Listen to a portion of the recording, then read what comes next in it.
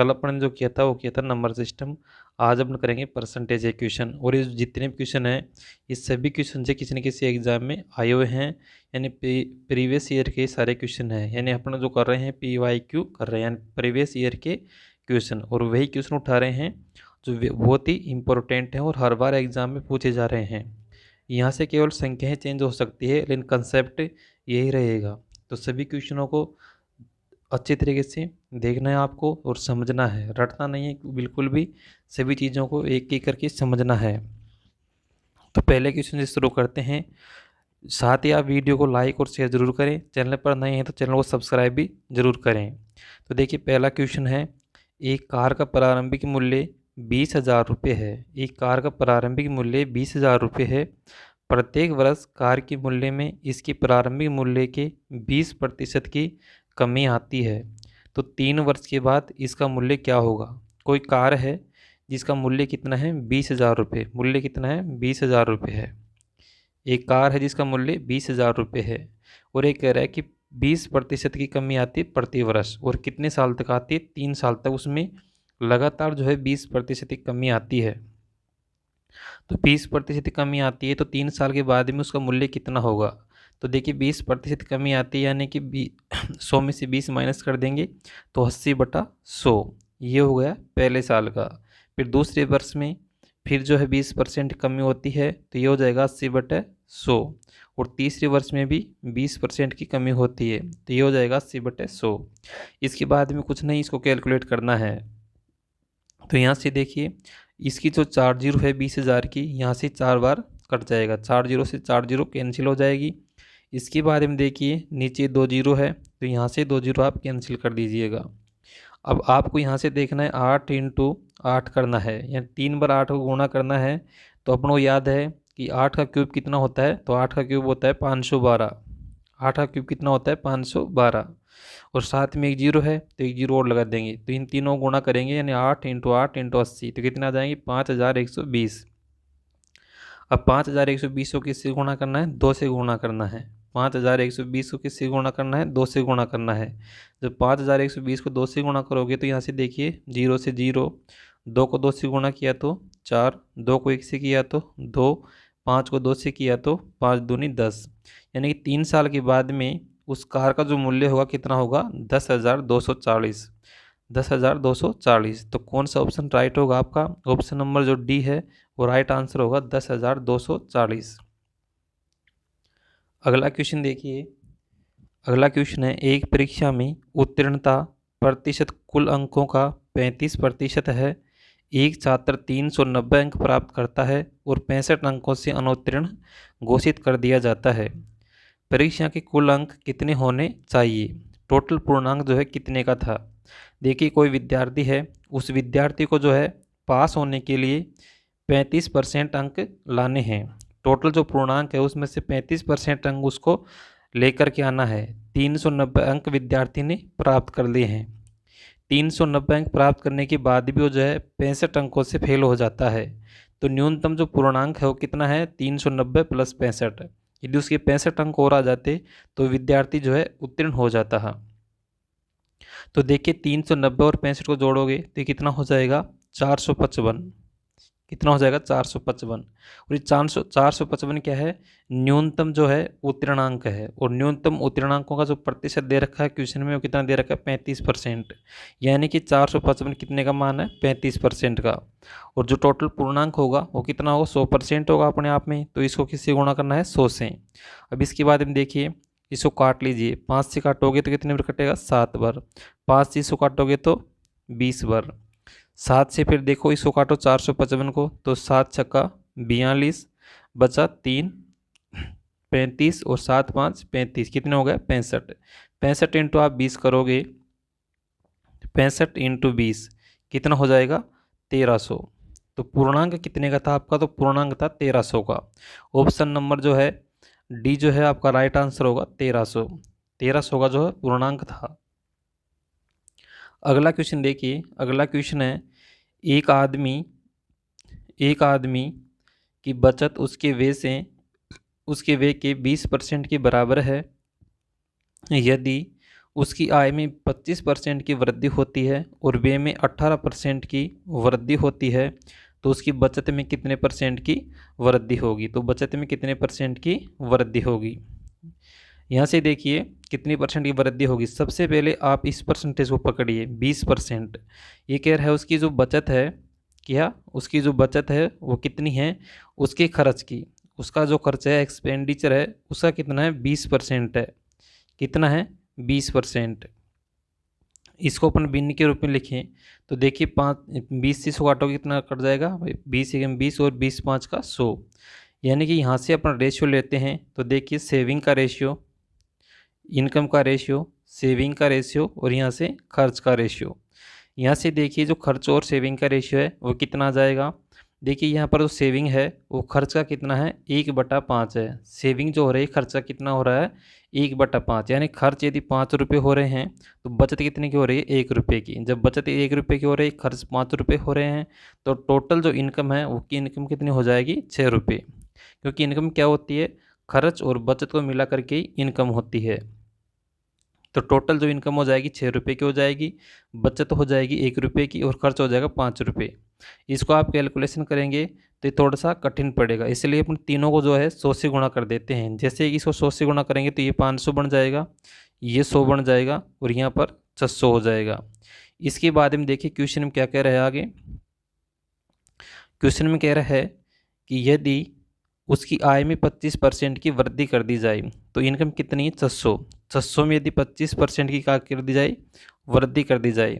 600 में 25% की वृद्धि कर देंगे तो ये कितना हो जाएगा? 750। इनकम कितनी हो जाएगी? 750।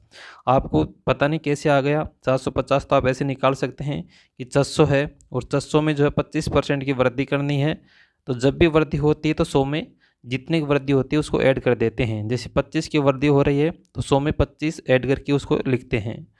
तो 600 इंटू 125 बटा 100। 100 क्यों आता है? प्रतिशत को उठाने के लिए बटे में 100 आता है। इसको काटोगे तो देखिए 25 को काट 125 को काटोगे 25 से तो 5 बार कट जाएगा, 25 चौका 100, और 4 से इसको काटोगे 600 को तो ये कट जाएगा 150 बार, यानी 150 बार। 150 को 5 से गुणा करोगे तो 15 5 75 है, कितने आ जाएंगे? 750। तो 600 उसकी इनकम थी, उसमें 25% की वृद्धि की गई है, तो कितना हो गया? 750 इनकम हो गई है। उसके बाद में कह रहा है कि उसका जो खर्च है उस खर्च में 18% की वृद्धि होती है। खर्च में कितने की वृद्धि होती है? 18% की। जैसे 500 में आप 18% की वृद्धि करेंगे तो ये कितना हो जाएगा? ये हो जाएगा 590। ये कितना हो जाएगा? 590 हो जाएगा। अब यहाँ से देखिए अपन को सेविंग निकालनी है, तो सेविंग कैसे निकलेगी? टोटल आय में से उसका खर्च निकाल देंगे तो अपने पास में सेविंग आ जाएगी।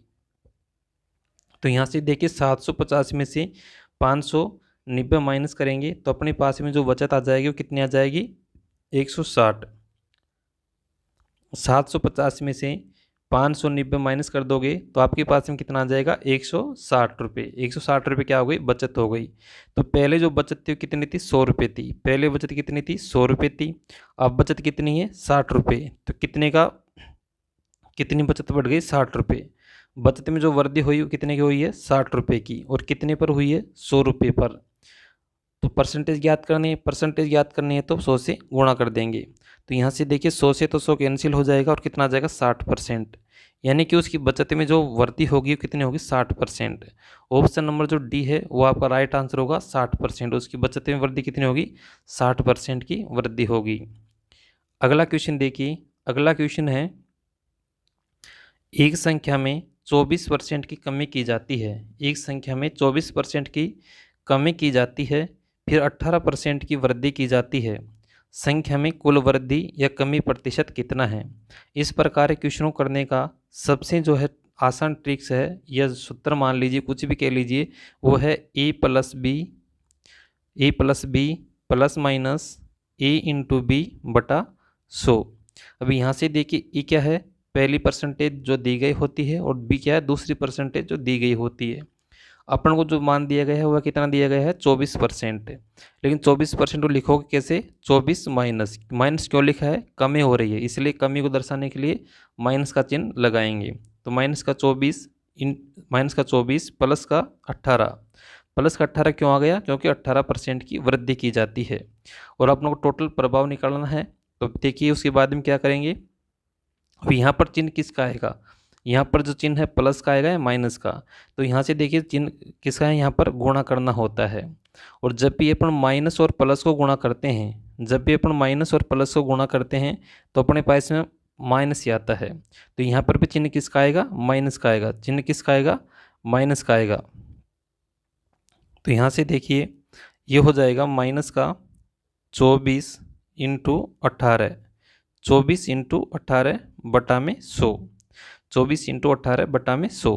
अब यहाँ से देखिए अगर इसको कैलकुलेट करते हैं तो यहाँ से कितना आता है? माइनस का 6, और यहाँ से माइनस 18 चौक 72, 18 चौक 72, 18 दूना 36, 36 और 7 कितने हो गए? 43, और बटे में 100, यानी 2 छोड़ करके दशमलव लगाना है। तो यहाँ से कितना आ जाएगा? 4.32।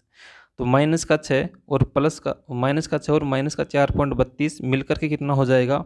तो ये हो जाएगा आपके पास में 10.32, माइनस का 10.32। और माइनस का 10.32 क्या बता रहा है? ये जो माइनस होता है ये माइनस क्या बताता है? तो माइनस बताता है कमी को, यानी कि उस संख्या में जो है कमी होगी। और कितने की कमी होगी? माइनस 10.32 की। तो कौन सा ऑप्शन राइट होगा? ऑप्शन नंबर बी जो है राइट आंसर होगा। 10.32% की कमी, माइनस चिन्ह जो है वो कमी को दर्शाता है। अगला क्वेश्चन देखिए। अगला क्वेश्चन है, एक निर्वाचन क्षेत्र में 60% मतदाता पुरुष है, 60% मतदाता पुरुष है और शेष महिलाएं हैं। 40% पुरुष निरक्षर हैं और 25% महिलाएं साक्षर हैं। साक्षर महिलाओं की तुलना में निरक्षर पुरुषों की संख्या कितने प्रतिशत अधिक है? कितने प्रतिशत अधिक है? देखिए इस क्वेश्चन को कैसे करोगे। तो सबसे पहले मान लीजिए टोटल जो है, टोटल क्या? टोटल जो मतदाता हैं वो कितने हैं? 100 हैं। टोटल जो मतदाता हैं वो कितने हैं? 100 हैं।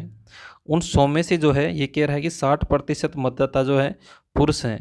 60% मतदाता क्या है? पुरुष हैं। तो 100 का 60% कितना हो जाएगा? 60 हो जाएगा। 100 का 60% कितना हो जाएगा? 60 हो जाएगा। तो 60 क्या है? पुरुष हैं, यानी कि मेल हैं। ठीक है। उसके बाद में शेष क्या है? महिलाएं हैं। तो महिलाएं कितनी हो जाएगी? 40। महिलाएं कितनी हो जाएगी? 40। तो फीमेल कितनी हो जाएगी आपके पास में? 40। ठीक है। उसके बाद में आगे कह रहा है कि 40% पुरुष जो है वो साक्षर है। ये जो 60% पुरुष है ना, इसमें से भी जो है आगे 2 हिस्सों में बट गया, और 2 हिस्सों में बट करके क्या हो गया कि 40% पुरुष तो है साक्षर, और साक्षर कितने? 40%। साक्षर कितने? 40%। तो देखिए 60 का 40% कितना होता है? 60 का 40% निकालोगे आप तो ऐसे निकाल सकते हो, 60 का 40%, 60 का 40% निकालना है आपको। तो बटे में 100, यहाँ से देखिए 2 जीरो से 2 जीरो कैंसिल, और 6 चौका 24, यानी कि 60 का जो है 40% कितना है? 24। 60 का 40% कितना है? 24, यानी 24 जो पुरुष हैं वो साक्षर हैं। तो निरक्षर जो पुरुष हैं वो कितने हो गए? निरक्षर जो पुरुष हैं वो कितने हो जाएंगे? 60 में से 24 माइनस कर दोगे तो कितना आ जाएगा? 36। कितना आ जाएगा? 36। यानी कि 24 पुरुष तो क्या हैं? साक्षर हैं, और 36 पुरुष जो है निरक्षर हैं। इसी प्रकार से महिलाओं में देखिए, महिलाओं के भी यहाँ पर से 2 हिस्से होते हैं। एक तो होता है साक्षर वाला और दूसरा होता है निरक्षर वाली महिलाएं। इसमें क्वेश्चन में कह रहा है कि 25% महिलाएं जो है साक्षर हैं। कितनी परसेंट? 25% महिलाएं साक्षर हैं। तो 40 का 25% निकालोगे तो कितना आ जाएगा? 10, यानी कि 10 महिलाएं जो है साक्षर हैं। तो निरक्षर महिलाएं कितनी हो जाएंगी? 30। भाई टोटल 40 है, 40 में से 10 महिलाएं साक्षर है, तो निरक्षर महिलाएं कितनी हो जाएंगी? 30 हो जाएंगी। उसके बाद में क्वेश्चन में अपन से बोला गया है कि साक्षर महिलाएं, और साक्षर महिलाएं कितनी है? 10। साक्षर महिलाएं कितनी है? 10। तो साक्षर महिलाएं जो है निरक्षर पुरुषों की तुलना में, और निरक्षर पुरुष कितने हैं? निरक्षर पुरुष हैं 36। निरक्षर पुरुष कितने हैं? 36 हैं। निरक्षर पुरुष कितने? 36 हैं। निरक्षर नहीं, यहाँ पर जो क्वेश्चन में देखो यहाँ से कह रहा है 40% पुरुष क्या है? निरक्षर हैं। 40% निरक्षर हैं। यहाँ से आपने देखा यहाँ लिखने में थोड़ा गलती हो गया। यहाँ से देखिए निरक्षर पुरुष कितने हैं, 24 हैं, 24। इसको सही कर लेंगे। यहाँ से देखिए, यहाँ से पुनः देखिए साक्षर जो पुरुष हैं वो कितने हो जाएंगे, निरक्षर जो पुरुष हैं, निरक्षर जो पुरुष हैं वो कितने, साक्षर पुरुष हो जाएंगे 36, और निरक्षर जो पुरुष हैं वो कितने हो जाएंगे 24। तो यहाँ से आप देखिए निरक्षर जो पुरुष हैं वो कितने हैं, 24 हैं, और साक्षर महिलाएं कितनी हैं, 10 हैं। दोनों में अंतर कितने का है, तो देखिए 14 का अंतर है। कितने का अंतर है, 14 का, यानी 14 अधिक हैं। और कितने पर अधिक हैं, तो 10 पर अधिक हैं। परसेंटेज निकालना है तो 100 से गुणा करेंगे। देखिए 1 0 से 1 0, 14 को 10 से गुणा करोगे तो 140, 140% अधिक होगा। ऑप्शन नंबर जो है बी आपका राइट आंसर होगा, 140%। अगला क्वेश्चन देखिए, अगला है एक निश्चित लैपटॉप की कीमत पर 20% की छूट दी जाती है और फिर कम की गई कीमत पर 20% की छूट दी जाती है, तो क्रमिक छूटों की श्रृंखला किस एकल छूट के बराबर है। जैसे अभी पीछे आपने क्वेश्चन किया था E + B ± A × B/100, उसी से निकलेगा। तो यहाँ से देखिए सीधा करेंगे 20 + 20, और यहाँ क्या होगा माइनस, यहाँ क्या होगा माइनस, क्योंकि छूट का मतलब क्या होता है, माइनस होता है। ठीक है, तो यहाँ से देखिए फिर 20 × 20/100, यहाँ से देखिए 2 0 से 2 0 कैंसिल हो जाएगी, और ये कितना हो जाएगा 40, 40 - 4, 4 कैसे 2 × 2 करेंगे तो 4 आ जाएगा। तो ये कितना हो जाएगा 36, 36% इसका राइट आंसर होगा। ऑप्शन नंबर जो डी है वो राइट आंसर होगा 36%। अगला क्वेश्चन देखिए, यदि दो संख्याएं 4/5 और अनुपात 5/6 के अनुपात में है, तो पहली संख्या दूसरी संख्या से कितना प्रतिशत अधिक है। पहली संख्या दूसरी संख्या से कितना प्रतिशत अधिक है। पहली संख्या और दूसरी संख्या, पहली संख्या है 4/5, दूसरी संख्या है 5/6। पहले भिन्न को हल करते हैं। भिन्न को हल करेंगे तो एलसीएम लेंगे। एलसीएम 5 और 6 का कितना आ जाएगा, 5 और 6 का एलसीएम 30, यानी कि इसको 30 से मल्टीप्लाई कर देते हैं। जैसे 30 से मल्टीप्लाई करोगे तो यहाँ से देखिए 5 से 6 बार कैंसिल हो जाएगा, तो ये आ जाएगा आपके पास में 24, ये हो जाएगा 5 बार, तो ये हो जाएगा 25। ठीक है, तो ये क्वेश्चन में कह रहा है कि पहली जो संख्या है वो दूसरी संख्या से कितना प्रतिशत अधिक है, या अधिक है या कम है।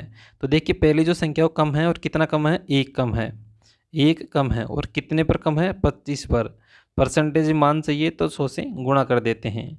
जैसे 25 से 100 काटोगे तो कितने बार कट जाएगा, 4 बार, यानी कि 4%। और 4% क्या है, कम है या अधिक है, तो कम है, 4% कम है। ऑप्शन नंबर ए जो है राइट आंसर होगा, 4% कम। अगला क्वेश्चन देखिए, एक विद्यालय में सीटों की संख्या में 18% की वृद्धि की जाती है, शुल्क में 11% की वृद्धि की जाती है, एकत्रित राजस्व में प्रतिशत वृद्धि कितनी है। तो ये क्वेश्चन भी जो है आपका ऐसे ही होगा, 18 + 11 और प्लस, क्योंकि वृद्धि की बात कर रही है तो राजस्व में वृद्धि होगी, तो × 18 × 11/100। यहाँ से देखिए 18 और 11 कितना हो गया, 29, प्लस 18 × 11 करोगे तो आपके पास में कितना आएगा, 18 × 18 = 19, 198। 198 में 100 का भाग दोगे तो आपके पास में आ जाएगा 1.98। इसको इसमें जोड़ोगे तो यह आ जाएगा आपके पास में 30.98।